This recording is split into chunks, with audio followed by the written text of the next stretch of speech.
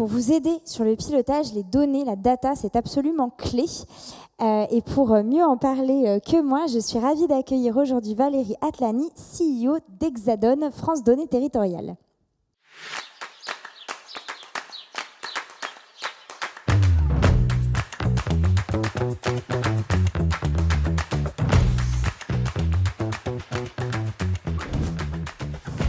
Bien, bonjour à toutes et à tous.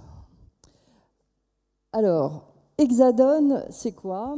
Alors, Hexadone, c'est une start-up qui a vu le jour il y a à peu près 7 mois. Et après 7 mois de gestation, nous pouvons vous dire que nous sommes prêts à mettre en place la solution dont je vais vous parler.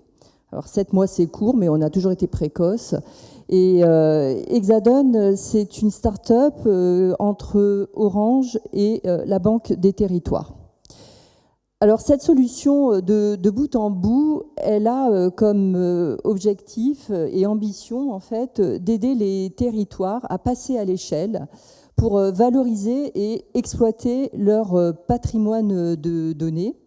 Et grâce à ça, vous serez en capacité d'évaluer, d'agir par rapport à votre politique publique, de mieux exploiter et évaluer aussi la connaissance de votre territoire, mais aussi de valoriser tous les investissements que vous avez faits dans vos infrastructures numériques. Et la cerise sur le gâteau, pour nous, c'est de vous accompagner et de vous aider dans le décloisonnement de vos métiers grâce en fait à la data. Alors, comment comptons-nous nous y prendre? Le cœur de tout ça, c'est évidemment la donnée. Alors, la donnée, tout le monde en parle, c'est comme la tarte à la crème. Le problème, c'est comment on l'exploite. Et on a mis en place une solution de plateforme, si vous voulez, pour accéder à cette donnée, la structurer, l'exploiter. Et en fait, nous, on se rend compte aujourd'hui que la grosse difficulté dans les territoires, c'est pas d'avoir de l'information, c'est pas d'avoir de la donnée, c'est d'y accéder et d'y accéder de manière en fait optimisée et structurée. Donc derrière ces données, vous aurez un outil qui se veut mutualisable et qui est une plateforme de données. Alors nous, on a fait des choix, c'est-à-dire que cette solution, elle est souveraine, elle est française, mais pour autant, elle sait s'adapter aux contraintes et aux choix des territoires si vous avez des solutions propres comme un hébergement chez vous ou sur le cloud. C'est aussi une exploitation de cette donnée à travers des cas d'usage. Je vous avoue qu'au départ, on parlait de plateforme de données. Alors, on avait en face de nous des gens qui nous faisaient des grands yeux ronds en ne comprenant rien à ce qu'on racontait.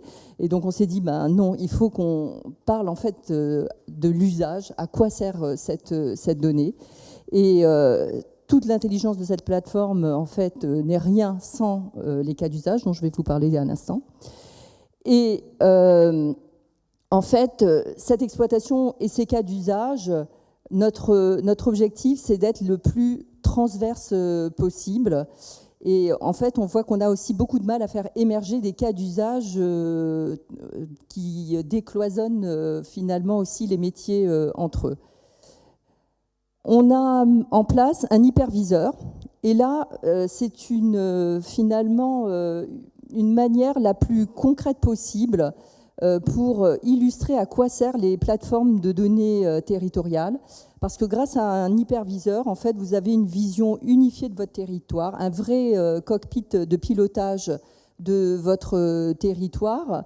Et en fait, vous allez commencer à travailler à ce qui est essentiel au-delà des expertises métiers que vous avez, de visualiser pour un élu, pour un directeur des services généraux, etc.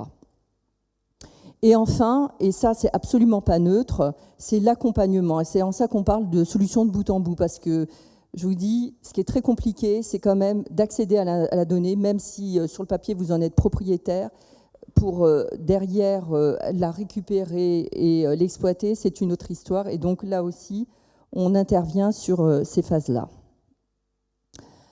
Alors, C'est quoi les cas d'usage et comment on les a réfléchis? En fait, notre objectif et notre ambition, c'est vraiment de créer un commun numérique entre les territoires. Alors, qu'est-ce qu'on entend par commun numérique? En fait, l'intelligence, les sachants, c'est vous, c'est pas nous. Nous, on n'est qu'un outil et un moyen d'y arriver. Donc, dans notre démarche, on co-construit avec un territoire un cas d'usage et on le standardise au maximum pour en faire bénéficier les autres territoires. Derrière, en fait, vous bénéficiez d'une part du savoir-faire déjà de vos collègues, mais aussi d'un modèle économique qui permet d'accéder à ces cas d'usage avec une facilité financière plus importante. Le second sujet, à travers ces cas d'usage, c'est qu'ils soient dans la durée industrielle et aussi réplicable, parce qu'en fait, on s'est rendu compte que des initiatives autour de la data, il y en a plein. Des initiatives autour de la data qui perdurent, il y en a déjà beaucoup moins, parce que en fait, c'est un métier d'entretenir une plateforme de données, d'entretenir des cas d'usage, et il faut avoir dans la durée, dans les territoires, les compétences, les budgets, le savoir-faire. Et donc l'idée, c'est de mettre en place une solution industrielle, pérenne dans la durée, qui va continuer à être évolutive pour pouvoir s'adapter à vos enjeux de demain et à vos enjeux déjà d'aujourd'hui, avec notamment l'urgence autour des enjeux climatiques qu'on a pu voir depuis ce matin.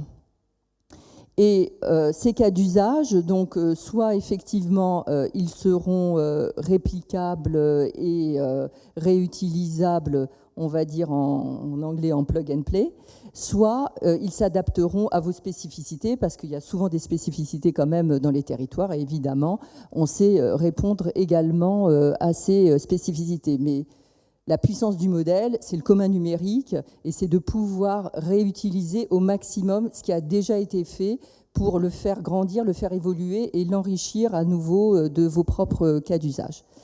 Donc nous avons en fait vraiment cette ambition de commun numérique, et nous pensons que nous pouvons le construire qu'à vos côtés et avec des cas d'usage qui ont vraiment du sens pour vous et qui apportent des vraies réponses à vos problèmes de tous les jours. Je vous remercie pour votre attention.